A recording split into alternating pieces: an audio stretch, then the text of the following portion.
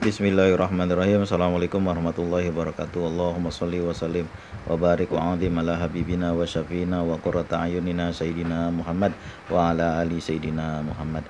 Ya Rabbi salli ala Muhammad, ya Rabbi salli alaihi wa sallim.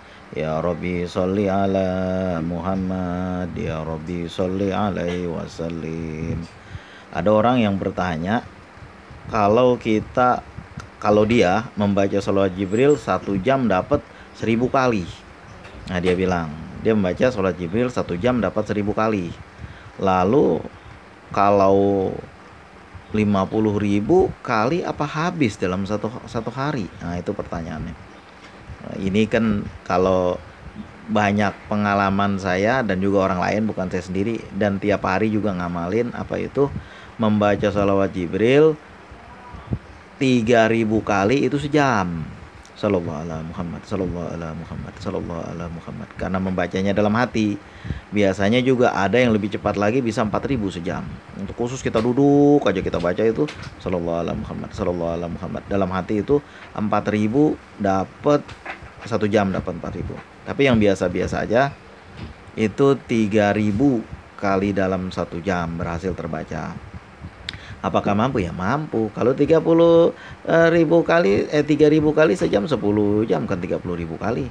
Tinggal 20.000 kali aja, itu baru berapa jam. Kalau dari subuh yang saya amalin yang udah dari subuh sampai subuh lagi itu ya mampu, berhasil, bisa terbaca. Yang penting itikad kita kan ada. Jangankan kita, ini dulu ada suatu anak anak kecil lagi main-main ceritanya di suatu kampung. Siapa yang menyampaikan cerita ini? Habaib. Saya juga nggak membaca langsung, saya dengar dari Habaib. Apa kata beliau? Pengarang kitab Imam Jajuli. Siapa itu Imam Jajuli? Pengarang kitab apa disebutnya ya? Kitab apa? Saya lupa namanya itu.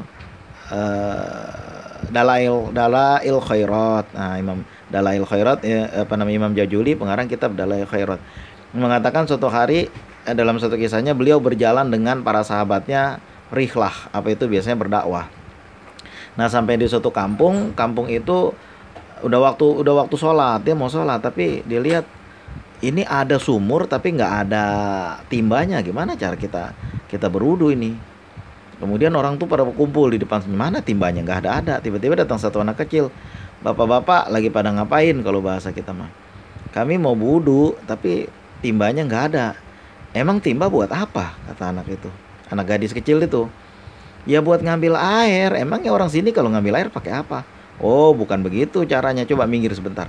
Bapak-bapak geser dulu. Habis itu anak itu pas di depan sumur, dia tiup, sumur itu airnya meluap ke atas. Nah, itu air untuk bapak-bapak pada wudu lah di situ. Lalu Imam Jajuli ngelihat, tunggu sebentar, ini anak siapa ini? Kok bisa begini? Dia bilang. Nah, apa amalanmu sehari-hari? Ya nggak ada, saya penduduk sini aja, nggak ada yang saya amalin sehari-hari. Cuma dari masih kecil abah saya sudah membiasakan saya untuk membaca sholawat kepada Rasulullah. Berapa kali yang dibaca emang sholawatnya sehari? Abah suruh baca 25.000 kali. Nah, itulah ada karomahnya. Begitulah kira-kira. Karena yang menyampaikan habaib, dan juga biasanya yang cerita ini tidak disampaikan secara umum.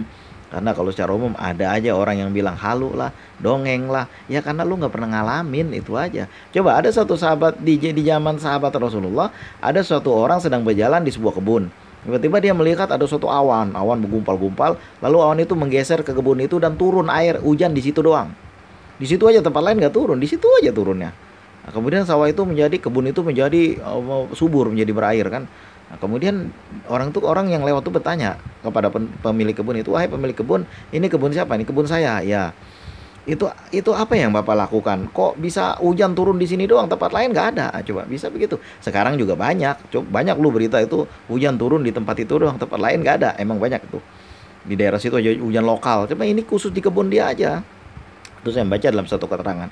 Di mana ya, saya udah lupa bacanya karena udah banyak sekali yang dibaca jadi kelupaan. Di mana kitabnya, buku-bukunya itu di mana, kalau nggak dicatat kelupaan. Nah, itu dibilang saya tidak melakukan apa-apa, cuma melakukan 3 aja terhadap kebun saya. Apa itu? Pertama, kalau panen kebun itu hasilnya saya kembalikan ke kebun. 1/3 bagian lalu 1/3 bagian lagi saya makan dengan keluarga saya, dan 1/3 bagian lagi saya sedekahkan. Coba bayangin, orang bisa membagi itu. Kalau misalnya hasil kebunnya, kalau zaman sekarang taruhlah katakanlah 5 juta, itu dibagi sama dia 1 juta 1 juta berapa ya, 300 atau 1.500.000 dipakai untuk biaya kebun lagi. Maksudnya untuk pembibitan, pengairan, pembibitan, perawatan kebun. Nah, kemudian 1.500.000 lebih lagi untuk disedekahin. Sampai kayak gitu jumlah sedekahnya. Dan 1.500.000 lagi kurang lebih itu untuk dipakai untuk dia makan sama keluarganya. Maka terjadi hal seperti itu. Banyak juga orang-orang yang waktu itu ketika digali kuburan di suatu tempat di Jakarta itu, digali kuburan, mayatnya udah puluhan tahun masih pada ada, maksudnya nggak pada hancur mayatnya. Itu orang-orang yang punya kelebihan masing-masing. Ada orang yang bisa, saya dulu pernah dengar ada suatu anak gadis, sekarang udah kawin orangnya. Jadi dia kalau bilang ini terjadi seperti ini nih, memang ada terjadi. Kenapa ya? Karena dia punya karomah. Apa itu karomahnya? Dari sebab apa? Dia susah banget membohong, susah, nggak mau. Nah, itu ada karomahnya seperti itu kan. Setiap ada orang yang selalu membaca Yasin tiap hari, dan jumlah yang banyak 40 kali setiap hari, sehingga dia punya karomah. Dan begitu juga orang yang bersolawat. Orang bersolawat itu dalam jumlah besar. Bahkan ada kisah-kisah yang kalau kita dengar aneh. Kalau orang yang nggak pernah tinggal di pesantren, yang nggak pernah mendalami agama, dia bilang halu lah, ngayal lah, karena dia setiap hari tidak berurusan dengan urusan agama. Ya sholat juga. Ya kalaupun masih sholat juga. Kadang-kadang bolong, ya bagaimana hal itu dipercaya. Bahkan ada orang yang Isra Mi'raj Rasulullah aja nggak percaya. Isra Mi'raj Rasulullah ada orang yang nggak percaya, ada orang Islam tapi dia nggak percaya, ada. Jadi ngambil sholat bagaimana? Mana saksinya Muhammad pergi ke langit. Jadi Nabi Musa berbicara dengan Allah, mana saksinya? Yang hal-hal seperti itu ada orang yang memang ngukurnya pakai otaknya sendiri, padahal otak itu nggak semuanya bisa menangkap. Yang nggak usah jauh-jauh lah, contohnya kalau misalnya nggak usah sampai di alam lain lah, di sini aja. Kalau misalnya pensil kita masukin ke dalam gelas yang ada airnya, kan pensil itu kita kelihatan miring dah, seolah-olah miring, padahal nggak miring. Yang tingkat kecil aja tuh, yang tingkat seperti, apalagi tingkat udah ke alam kubur, ke alam profil a'la, apalagi yang itu nggak kepikir sama gitu seperti itu. Nah, itulah kalau membaca salawat Jibril, anak segede anak kecil itu yang dikisahkan setelahnya katanya itu Rabi'atul Adawiyah. Nah, Rabi'atul Adawiyah aja waktu masih kecil mampu segitu, apalagi kita. Ya kan saya kerja bang, bukan masalah kerjanya, tapi ini mampu atau mau apa kagak, kecintaan kepada Rasulullah. Ada loh orang yang dia membaca riwayat Rasulullah lalu merenungi tiap hari, sampai dia kalau nggak baca salawat nggak enak. Itu udah kecintaannya tuh udah ada, sehingga bahkan bukan hanya sekedar itu, Rasulullah datang dalam mimpinya.